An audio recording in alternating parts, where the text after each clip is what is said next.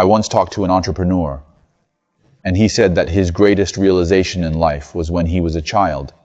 His mother put him on a bed, and he couldn't get out. Early memories are very precious.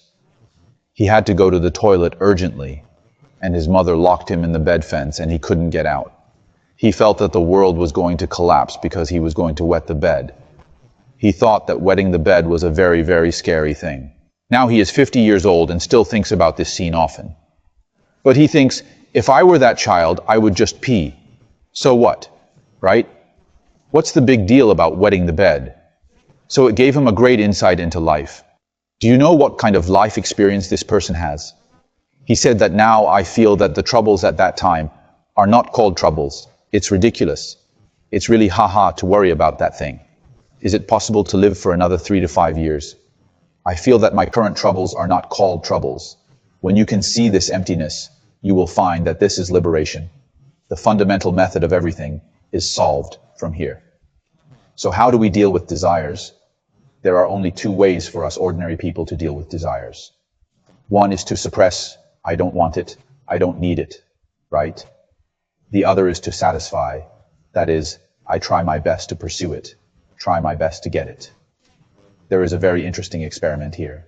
You need to be able to distinguish between obsession and liking.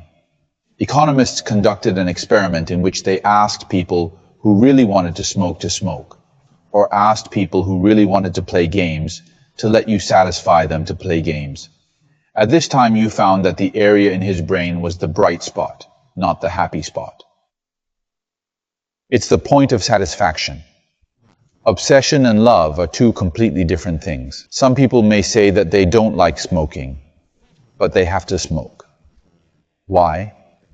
Because I am obsessed with it. It doesn't bring you real happiness. It doesn't light up your happy brain area. But it's just a habit, a kind of possessiveness, and a way of control. So we have to distinguish between love and possessiveness in life. When you can distinguish between love and possessiveness, you will have fewer desires. But if I am just selfish, just because of inertia, then your desire will never end. No matter whether you use the method of repression or the method of satisfaction, you cannot solve the problem of your desire. You must look down on this desire and then look for more feelings that can bring joy and happiness. This is one way we deal with desire. Saying goodbye to Dad's troubles does not mean that I can't take a hot bath when I get home after a long journey. No one would refuse a hot bath after a long journey, and no one would refuse a very comfortable recliner. This is a very beautiful thing. Finally, the feeling of drinking this cup of coffee, before for myself, but now it is pure enjoyment.